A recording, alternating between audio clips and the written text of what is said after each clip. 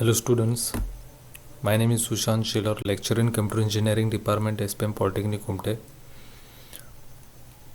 In this session, we are trying to understand what are the different circle generating algorithms or circle generation algorithms. Okay, या लेक्चरमध्ये आपण काही circle generation algorithm बघणार आहोत. त्याच्या आधी काही बेसिक कन्सेप्ट्स बघूयात आपण सर्कलचे.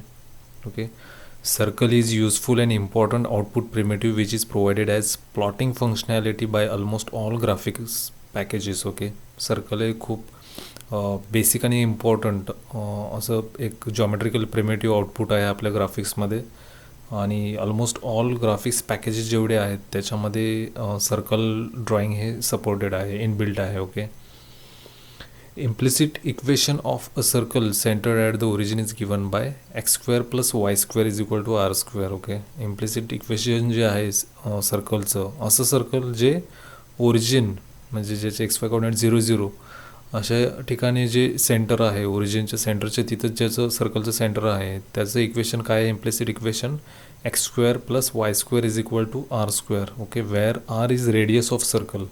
ओके, आर जे काय आहे हे रेडियस आहे सर्कलचं आणि x y is any pair of coordinate on circle boundary which satisfy the above equation. आणि एक्स वाय काय आहे? कोऑर्डिनेट्स आहेत, पेअर कोऑर्डिनेट्स आहेत. Okay, if circle is centered at point xc then it should be translated to origin to plot the circle. जर circle जर ओरिजिनच्या तिथं centred नाही आहे, दुसऱ्याकडं जर सेंटर्ड जर असेल सर्कलचं, जसं की XC या कोऑर्डिनेटला जर समजा सर्कलचं सेंटर आहे, then it should be translated origin to plot the circle. मग त्यासाठी काय इक्वेशन आहे? तर x minus XC bracket square plus y minus YC bracket square is equal to r square, हा त्याचा फॉर्म्युला आहे. ओके, त्याच्यानंतर आपण आता सिमेट्री ऑफ सर्कल बघूयात. Okay, an explicit equation to draw a circle using its implicit representation in the form of y is equal to f of x is derived as y square is equal to r square minus x square. मगाशी जो formula होता हा x square plus y square is equal to r square, तोच x इकडे घेतलेला आहे equal to साईनच्या. Okay, मग वाय स्क्वेअर काय येणार आहे आपल्याला? R square minus x square. मग वायची व्हॅल्यू काय येणार आहे? स्क्वेअर रूट जर घेतलं आपण याचं आर स्क्वेअर मायनस एक्स स्क्वेअरचं, तर आपल्याला वायची व्हॅल्यू मिळणार आहे. प्लस मायनस सिग्नेचर हे कंपल्सरी आहे. Okay, varying value of x from 0 to r we can get the corresponding value of y. Okay, जर आपण एक्सची व्हॅल्यू जर 0 टू आर जर व्हॅरी जर केली, ओके, तर आपल्याला करस्पॉन्डिंग वायची व्हॅल्यू मिळते. Okay, it's simple but inefficient way of plotting circle. Okay, हे खूप सोपं आहे but it's not a efficient way of plotting the circle. This method involves square and square root of every pixel. याच्यामध्ये square and square root प्रत्येक पिक्सेलचा आपल्याला काढावा लागतो. Okay, we can reduce the computation by 1/8 if we use 8-way symmetry property of a circle. Okay, आता हे जे function वापरतो आहे याच्यामुळं काय होतं आहे? स्क्वेअर रूट ही फंक्शनॅलिटीज आपल्याला कम्प्युटेशन वाढतं प्रोसेसरचं. ओके, मग ते जर आपल्याला अवॉइड जर करायचं असेल तर आपल्याला आपण 8-way सिमेट्री प्रॉपर्टी जी आहे सर्कलची ते आपण यूज करू शकतो. Okay, we only need to compute pixel of arc from x equal to 0 to x equal to y. आपल्याला कोणती पिक्सेल कम्प्यूट करायची गरज आहे 8-way सिमेट्रीमध्ये? तर x equal to 0 to x equal to y हा जो आर्क आहे यालाच ऑक्टंट असं म्हणतात. Okay, octant. तर तेवढेच पिक्सेल आपल्याला काढायची गरज आहे जर 8-way सिमेट्री ऑफ सर्कल जर आपण यूज केली तर. Okay, rest of all pixels in the remaining 7 octant can be generated just by changing sign or coordinate position. Okay, आणि बाकीचे जे मग जे पिक्सेल्स आहेत त्याचे फक्त आपण जर साईन आणि कोऑर्डिनेट पोझिशन चेंज केलं तर बाकी सर्व पिक्सेल्स आपल्याला मिळतात. ओके, सर्कल जे असतं आपलं 360 डिग्रीज असतं. ओके, त्याच्यामध्ये आपण 4 जर त्याचे भाग जर केले तर त्याला क्वाड्रंट असं म्हणतो आपण, आणि त्याचे सर्कलचे 8 जर भाग जर केले तर त्याला ऑक्टंट असं म्हणतात. ओके, जसं की क्वाड्रंट म्हणजे हा 90 डिग्रीचा असतो, पण ऑक्टंट जो असतो हा 45 डिग्रीचा असतो. ओके, मग 45 असे 8 वेळा जर आपण 8 वे सिमेट्रीनुसार जर 45 डिग्री जर घेतले तर टोटल किती होतात? 360 डिग्री होतात. ओके, म्हणून ऑक्टन जो आहे हा 45 डिग्रीचा असतो. मग आपल्याला एक्सची व्हॅल्यू जर आपण 0 टू रेडियस अशी जर व्हॅरी जर केली आपण, ओके, एक्स इक्वल टू वायपर्यंत जर आपण व्हॅरी जर केली तर आपल्याला हा ऑक्टंट मिळतो. ओके, तर याचा आता आपण अल्गोरिदम बघूया. अल्गोरिदमचं नाव आहे इन्क्रिमेंटल सर्कल अल्गोरिदम. ओके, याच्यामध्ये आपण काय करतो तर रेडियसची जी व्हॅल्यू आहे ती एक्सला असाइन केलेली आहे पहिल्यांदा. ओके, 0 जो आहे तो वायला असाइन केलेला आहे. जोपर्यंत while x is not equal to y, जोपर्यंत एक्सची व्हॅल्यू वाय येत नाही तोपर्यंत काय करायचं आपल्याला? 8 वे सिमेट्री हा अल्गोरिदम आपल्याला प्लॉट करायचं आहे. इथं 8 वे सिमेट्री एक्स अँड वाय. याच्यामध्ये आपण काय करतो आहे तर वायची व्हॅल्यू मगाशी कशी काढली आपण? Square root plus or minus square root of r square minus x square. Okay, आणि त्याच्यानंतर आपल्याला एक्स जो आहे हा डिक्रिमेंट करायचा आहे. एक्सची व्हॅल्यू आपण पहिल्यांदा काय घेतली? इनिशियलाइज करून आर घेतलेली आहे, म्हणजे इक्वल टू रेडियस घेतलेली आहे. आणि आपल्याला एक्सची व्हॅल्यू जी आहे प्रत्येक स्टेपमध्ये काय करावं लागते? डिक्रिमेंट करावी लागते. अँड अकॉर्डिंग टू दॅट आपल्याला वायची जी व्हॅल्यू आहे ती काढायची आहे. आणि अशा प्रकारे मग आपल्याला पॉईंट्स पिक्सेल्स मिळत जातात या इन्क्रिमेंटल सर्कल अल्गोरिदमच्या नुसार. आणि मग आपण पिक्सेल पुट करू शकतो आणि आपलं सर्कल ड्रॉ करतो आपण. ओके, तर हा एक इझिएस्ट अल्गोरिदम आहे. ओके, इथं आपण 8 वे सिमेट्रीच्या नुसार जे मगाशी जे सांगितलं की changing sign and coordinate position तेच इथे दिलेलं आहे पिक्सेल पुट पिक्सेल फंक्शनमध्ये. ओके, त्याची डायग्राम इथं आहे कशी काढायची आहे. तर पहिला पॉईंटचा जो आहे तो एक्स वाय. ओके, याला ऑक्टंट म्हणतात. ओके, हा ऑक्टंट आहे. ओके, आणि एका सर्कलमध्ये मग ऑक्टंट मीन्स 1/8 पार्ट. ओके, हा टोटल 8 पार्टमध्ये आपण डिवाईड केलेला आहे. याला टोटल 360 आहे, म्हणजे हा जो अँगल आहे हा 45 डिग्रीचा झाला. हा आणि हा असे 2 ऑक्टंट मिळून एक क्वाड्रंट तयार होतो 90 डिग्रीजचा. आणि असे 4 क्वाड्रंट तयार होऊन मिळून एक सर्कल तयार होतं 360 डिग्रीचं. ओके, तर याचे ऑक्टंटचे जे पॉईंट्स आहेत ते आपल्याला किंवा रिजन्स आहेत ते आहेत असे. ओके, एक्स वाय, हा वाय एक्स आहे, हा मायनस वाय एक्स आहे, हा मायनस एक्स आणि वाय आहे, हा मायनस एक्स मायनस वाय आहे, हा मायनस वाय मायनस एक्स आहे, हा वाय मायनस एक्स आहे, आणि 8वा रिजन जो आहे तो एक्स आणि मायनस वाय. हे असे ऑक्टंटचे रिजन्स आहेत. ओके,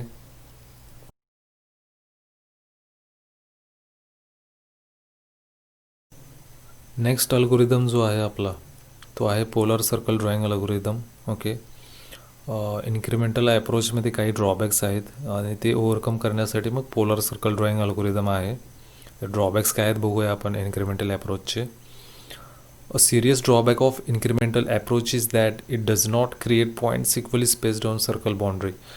इन्क्रिमेंटल अप्रोचचा सगळ्यात मोठा ड्रॉबॅक जो आहे तो हा आहे की तो सर्कलच्या बाउंड्रीवर जे पिक्सेल जे आहेत ते इक्वली स्पेस करू शकत नाही. Okay, when radius is sampled in x direction and y is computed, it creates dense points near y is equal to r. ज्यावेळेस आपण रेडियस जो आहे हा एक्स डिरेक्शनला सॅम्पल करतो आहे आणि त्याच्यानुसार वाय ज्यावेळेस कम्प्यूट करतो आहे त्यावेळेस काय होतं की y is equal to r, म्हणजे हा जो रिजन आहे इथं फिगर एमध्ये बघा, हा जो रिजन आहे y is equal to r, y is equal to r इथं आहे. ओके, तर इथं डेन्स रिजन पिक्सेल्सचा तयार होतो. आणि तसंच similarly when radius is sampled in Y direction, okay, and X is computed, it creates dense points near X is equal to R. Figure बीमध्ये बघा इन्क्रिमेंटिंग वाय आणि कम्प्युटिंग एक्समध्ये. ओके, ज्यावेळेस आपण एक्स कम्प्यूट करतो आहे, ओके, आणि Y हा वाय डिरेक्शनला ज्यावेळेस रेडियस ज्यावेळेस आपण सॅम्पल करतो त्यावेळेस काय होतं की x is equal to r जो रिजन आहे म्हणजे हा इथं काय होतं डेन्स पिक्सेल्स तयार होतात. ओके, हा एक आणि म्हणजे आणि हे बाकीचे जे पिक्सेल्स आहेत ते इक्वली स्पेस नाही आहेत, तुम्हाला डायग्राममध्ये दिसतं येतं. Okay, y is equal to r इथं डेन्स आहे रिजन आणि x is equal to r इथं डेन्स रिजन आहे. ओके, तर हे अशा प्रकारे सर्कल ड्रॉ होतात इन्क्रिमेंटल अप्रोच किंवा इन्क्रिमेंटल अल्गोरिदम यूज करून.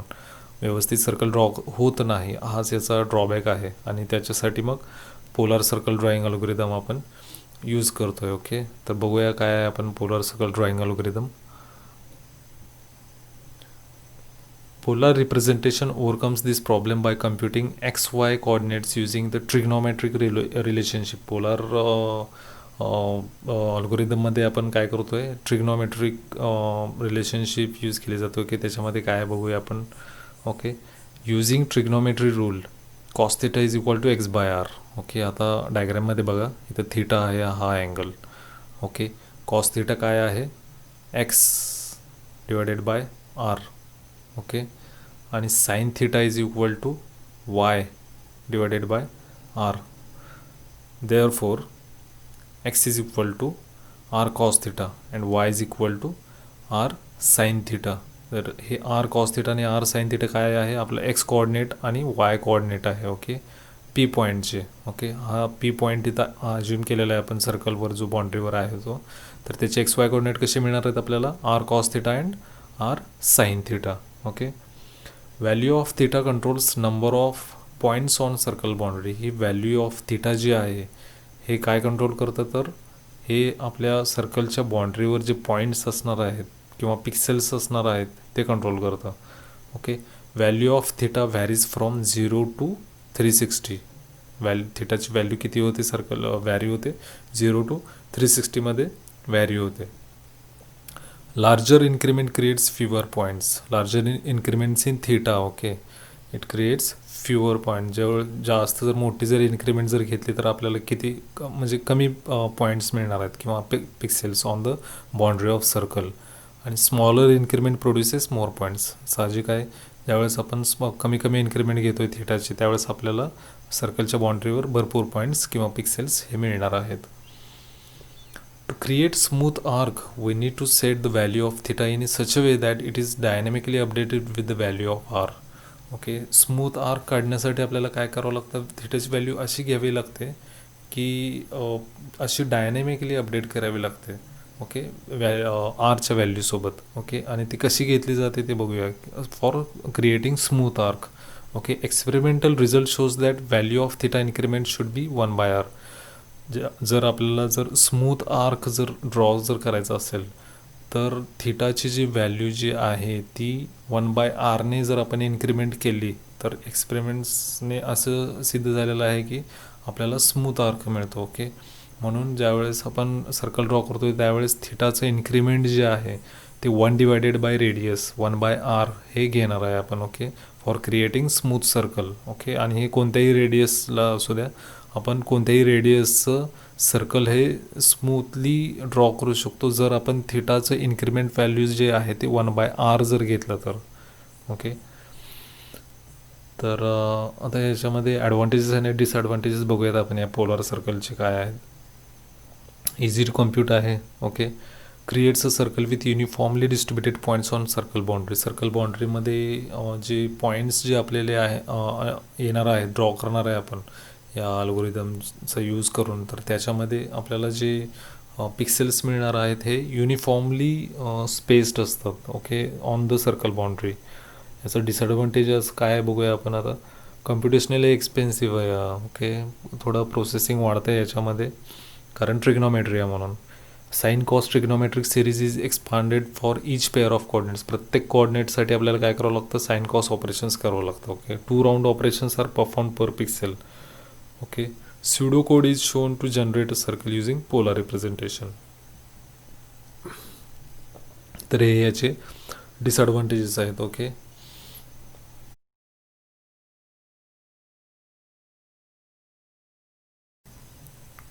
आता बघूयात आपण पोलार सर्कल अल्गोरिदम काय आहे हा. ओके, याच्यामध्ये सर्वप्रथम आपण थिटा इन्क्रीमेंट जे आहे मगाशी सांगितल्याप्रमाणे 1/r घेतलेला आहे. हे कशासाठी घेतो आपण की स्मूथ आर्क ड्रॉ करण्यासाठी.